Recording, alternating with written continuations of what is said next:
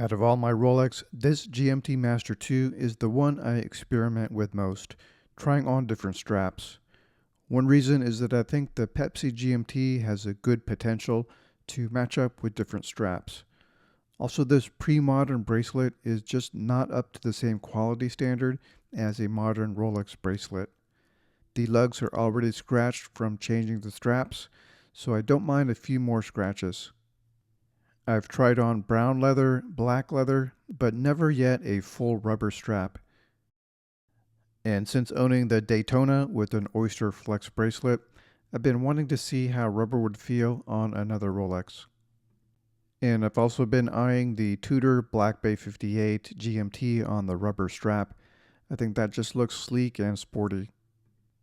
But with my pre-ceramic GMT Master 2, I think maybe I can recreate that look. I still have an Oyster bracelet GMT Master 2 with my white gold version, and I'll never take the bracelet off that one. But adding a rubber strap to my older Pepsi will give me a little bit more variety. When it comes to third-party rubber straps, the main two options are Rubber Bee and Everest.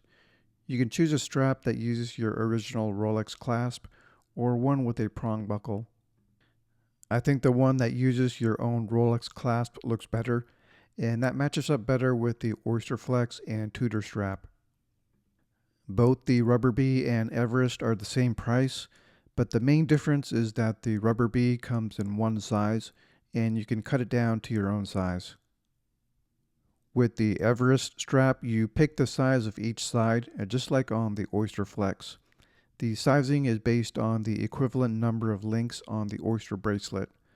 On the website, it shows you how to count the links, so I ordered the 5-link size on the 12 o'clock and the 4-link size on the 6 o'clock. And this is labeled on each strap. Shipping is free, and it also came with a free toolkit that includes a screwdriver and a spring bar tool. The instructions are fairly straightforward, and it begins by removing the clasp from the bracelet, and this is very easy. The provided screwdriver worked perfectly with this. But they did not provide a pin pusher tool to use on the other side. You could use a toothpick, but I used my own tool to get this done. So now the clasp is completely removed from the bracelet.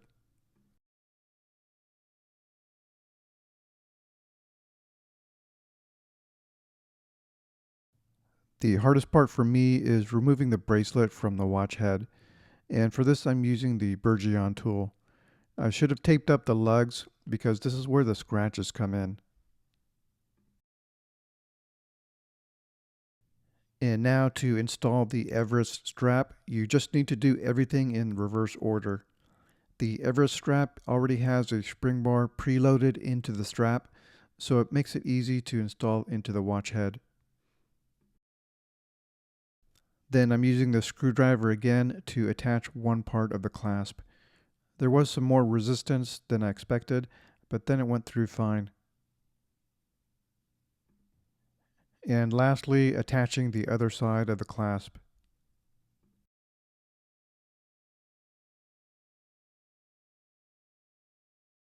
The sizing is very accurate, and it seems exactly the same size as my Oyster bracelet.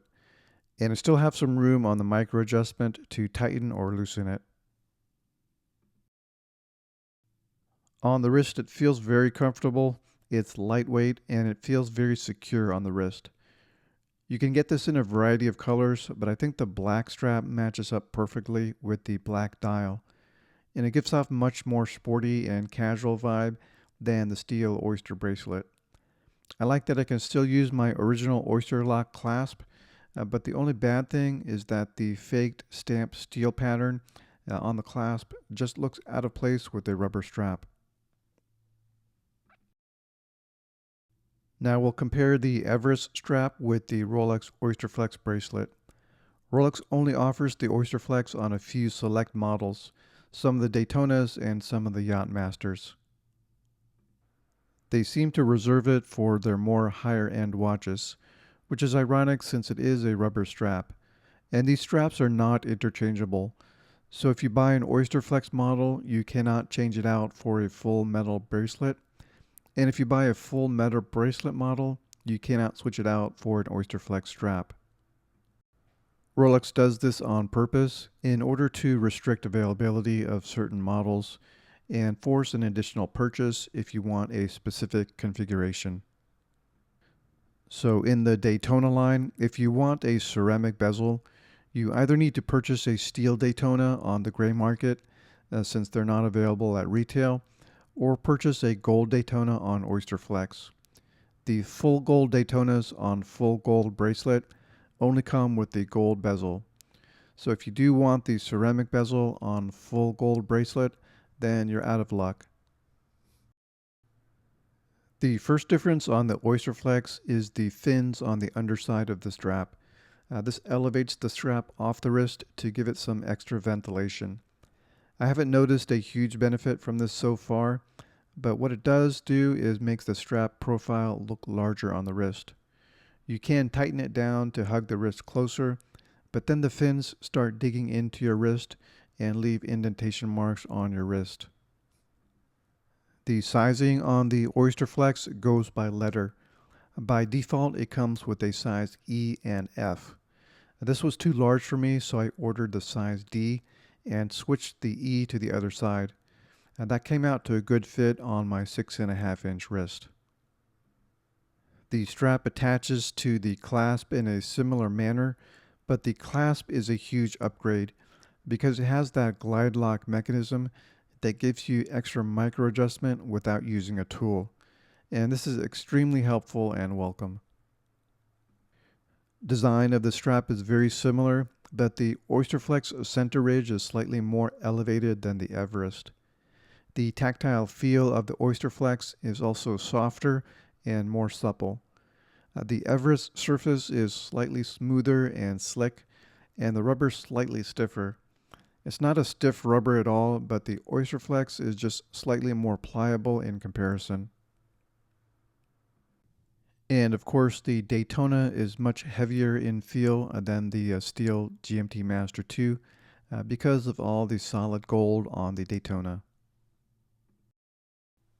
On the wrist, the Oysterflex is still very comfortable, maybe even more so than the Everest because of the glide lock mechanism. But the fins just make it stand off more on the wrist, so the strap has a larger profile. And Rolex here is really going for the high-low aesthetic, an extremely elegant and luxurious Daytona on a seemingly casual rubber strap. But on the GMT Master 2, the contrast is less evident. The casual sportiness of the watch more closely matches the sporty rubber strap. I'm wondering if Rolex will soon expand the Oysterflex option to include the GMT Master 2 and the Submariner.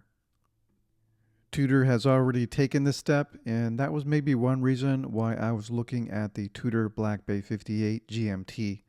The case size, affordability, and the dial design are a big positive, and it looks great on the rubber strap option. But I might be starting to be less interested in this already, since the GMT Master 2 also looks great on rubber, and maybe I don't need any more than this. Let me know in the comments, GMT Master 2 on steel bracelet or rubber strap, Daytona on full gold bracelet or Oysterflex bracelet. What is your preference?